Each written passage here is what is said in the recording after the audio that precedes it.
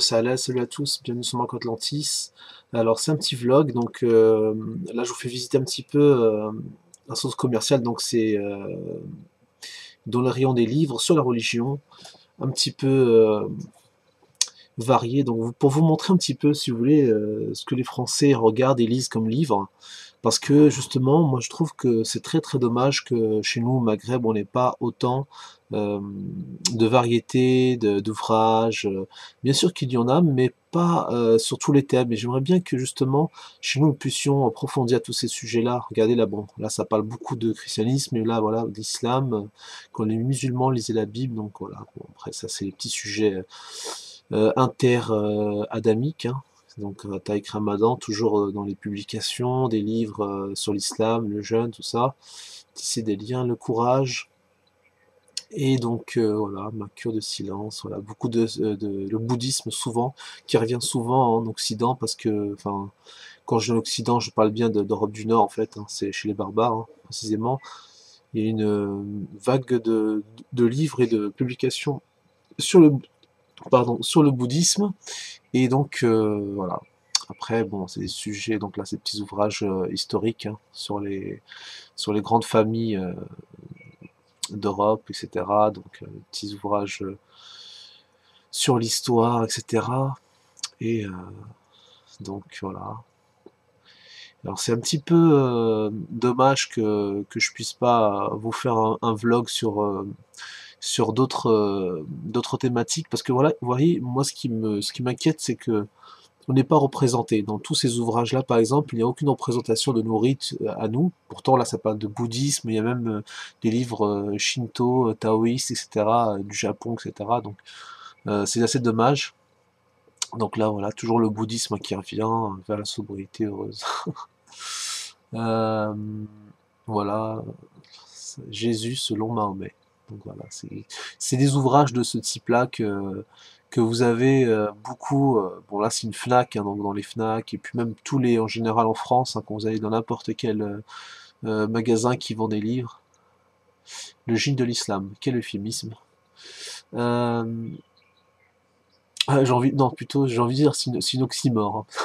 Plutôt qu'un euphémisme, c'est un oxymore parce que bon le génie de l'islam, au contraire, hein, c'est plutôt l'inverse, c'est la faillite, ça c'est bien, c'est tout l'inverse. Donc après là vous avez le petit livre des dieux, que j'ai d'ailleurs et que j'ai envie de vous faire montrer, vous faire découvrir, pardon, que j'avais envie de vous montrer parce que je l'avais depuis un certain moment, là c'est une réédition, le pape François, le pape, etc. Donc ça c'est toujours hein, les thématiques qui intéressent, donc le catholicisme, etc., qui intéressent évidemment les Européens, les barbares, et évidemment les Français, donc l'évangélisme et tout ça. Voilà. Ce petit livre, donc voilà, moi j'ai bien aimé parce qu'en fait, si vous voulez, c'est des petites illustrations, c'est très très fin, c'est très très rapide, on lit très très vite, donc on apprend des choses assez vite. Je pense que c'est un très très bon livre pour qui veut s'initier, avoir des connaissances assez larges sur la mythologie méditerranéenne en général, et apprendre des choses. Bon après, ne croyez pas non plus que c'est très exhaustif, hein, c'est vraiment très très, voilà. Vous apprendrez pas tout ce qui vous permettra d'identifier notre culture à nous, nord-africains, libyens, dans ce genre de livre. Par contre, vous apprendrez d'autres choses. Vous apprendrez comment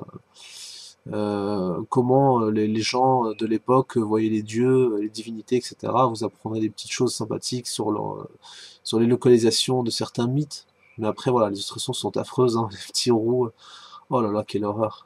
Les illustrations, je déteste ça parce que malheureusement, c'est comme dans le phénomène. Enfin voilà. Parlons peu, parlons bien, Saint-Augustin, voilà. Et ça, c'est un. Voilà, ça c'est le. Donc il a été pape hein, de l'Église catholique romaine donc à une certaine époque, et évidemment c'est un Libyen nord-africain, donc c'est pour ça qu'il est bien sûr beaucoup, enfin souvent cité en tout cas dans les mouvements berbéristes, amaziristes. Voilà, Saint Augustin d'Hippone, hein, donc Hippone, voilà, l'ancienne grande ville antique d'Algérie orientale, enfin si on peut dire Numidie, si le terme est bien exact. Voilà, il est originaire de Tagaste, aujourd'hui, Souk al-Haras, bon, je ne sais pas comment on prononce ça en arabe, hein, quelle horreur. Euh, voilà, vous avez un petit peu, vous pouvez lire, vous pouvez faire pause hein, pour lire un petit peu le petit passage d'introduction où il explique un peu son enfance. Et c'est là qu'on apprend que justement Saint-Augustin, voilà, donc il est d'une mère qui n'est pas chrétienne, hein, c'est-à-dire Monique, Monique de son nom libique, est bien une libique, hein, c'est-à-dire elle était de religion nord-africaine, hein, elle n'était pas chrétienne de naissance, elle l'est devenue, donc voilà. Son père par contre, j'ai un petit doute là-dessus, enfin voilà, vous pouvez relire hein, tranquillement en faisant pause, hein, donc Sainte Monique, mère de Saint-Augustin, voilà, c'est sa maman, donc c'est sa mère, mais pas que, elle est aussi une mère spirituelle pour lui, donc elle est vraiment une source d'inspiration. Peut-être un schéma un petit peu comme pour le Christ, hein, donc pour Jésus avec sa mère Marie. Je sais pas s'il faut faire un parallèle, il y a une espèce de, en tout cas une espèce de connivence entre les deux, comme s'ils formaient un espèce de tout, avec le Saint-Esprit, etc. Donc après ça c'est le, voilà. 15 ans, de retour à Dagas, tout ça, vous avez un petit peu tous les petites anecdotes hein, de son enfance. Alors voilà. Et donc il va à Carthage pour poursuivre sa formation, un des saints les plus anciens. Donc voilà. C'est voilà, il est l'un des saints de l'Église catholique. Moi ce que je trouve vraiment dommage dans tout ça, c'est qu'il était un bourgeois malheureusement et quelqu'un qui s'est un petit peu fourvoyé par rapport à sa cause, même si c'était un grand personnage. Donc voilà, je vous remercie. Si vous avez aimé ce genre de vidéo, n'hésitez pas à liker, à partager. Et je vous dis à très bientôt. Salut à tous. Et n'oubliez pas, vive la religion libyque.